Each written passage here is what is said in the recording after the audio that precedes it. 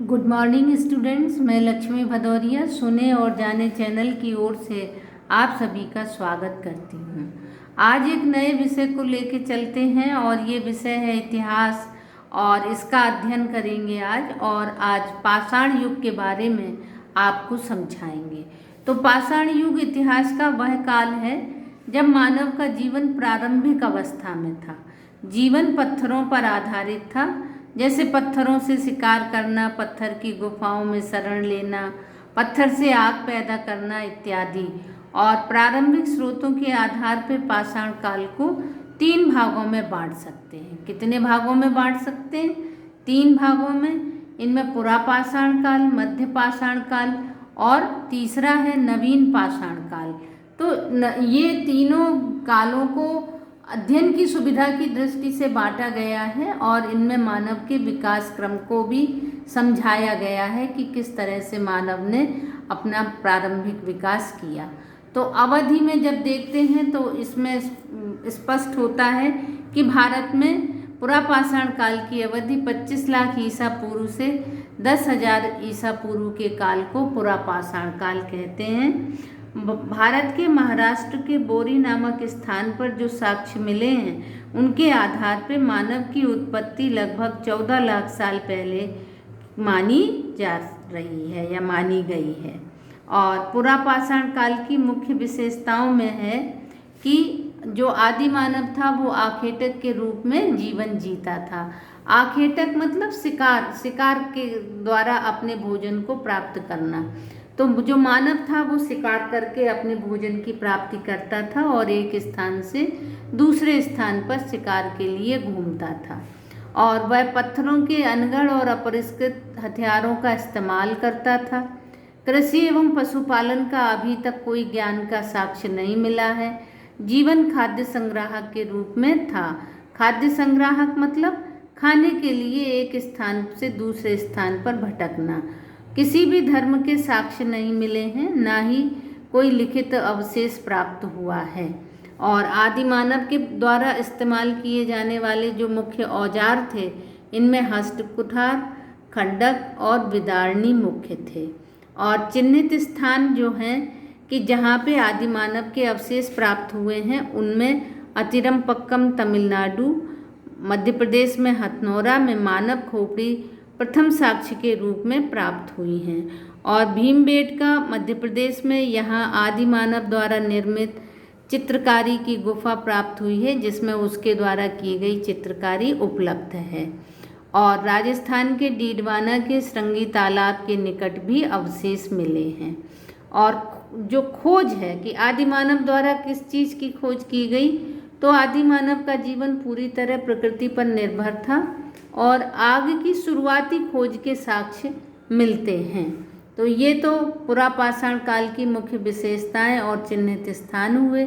अब आगे मध्य पाषाण काल में चलते हैं। तो मध्य पाषाण काल का जो समय है वो 10,000 ईसा पूर्व से 4,000 ईसा पूर्व तक के काल को मध्य पाषाण काल कहते हैं। और इस काल की मुख्य विशेषताएं हैं कि मध्य पाषाण काल में मानव जीवन का आधार आखेटक ही था। अभी भी मानव अपने भोजन के लिए शिकार पर ही निर्भर था। इस युग को माइक्रोलिथ अथवा लघु पाषाण काल भी कहते हैं, क्योंकि इस युग में हथियार सूक्ष्म पत्थर के बने थे।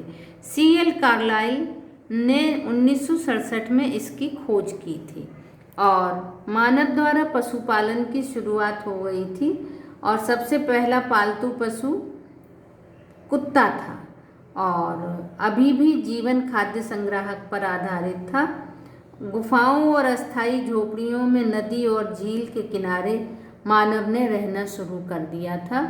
किसी भी धर्म को मानने के साक्ष्य तो नहीं मिले हैं, लेकिन मृत्यु के पश्चात जीवन के साक्ष्य के रूप में कब्रें मिलती हैं। और आदि मानव के द्वारा इस्तेमाल किए गए औजार मध्य पाषाण काल के प्राकृतिक अथवा हाथ से बने हथियारों का प्रयोग होता था। इनमें फलक, बेदनी, छेदनी और खुरचनी मुख्य हैं। चिन्हित स्थान जो हैं वो हैं उत्तर प्रदेश के चौपानी माडो में मिट्टी के बर्तन मिले हैं। राजस्थान के बागौर और आदमगढ़ मध्य प्रदेश में पशुपालन के प्रमाण मिलते हैं।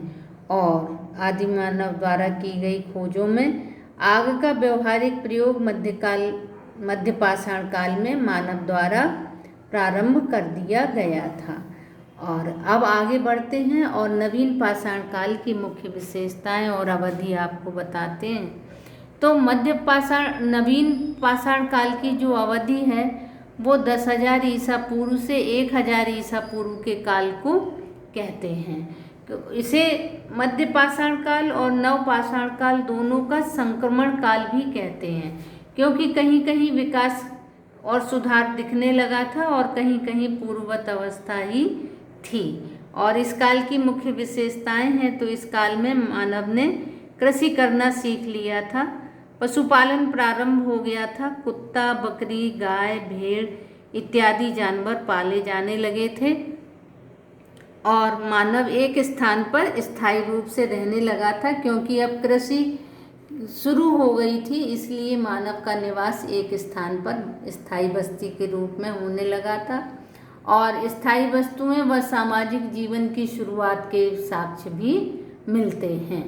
और इस नवीन पाषाण काल के प्रमुख औजार चिसल, जिससे लकड़ी और पत्थर छीलने के लिए प्रयुक्त करते थे, खेती में प्रयुक्त होने वाले औजार और मिट्टी के बर्तन मिले हैं। और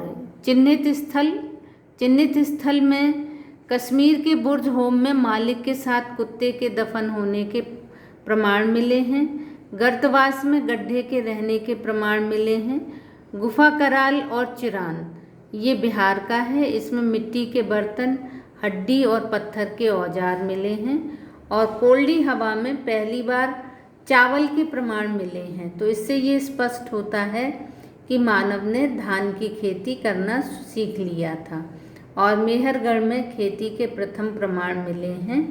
और इस काल की जो खोज है उसमें कृषि का विधिवत उत्पादन है, सामाजिक व्यवस्था की शुरुआत है और पहिए का आविष्कार भी इस काल में माना जाता है।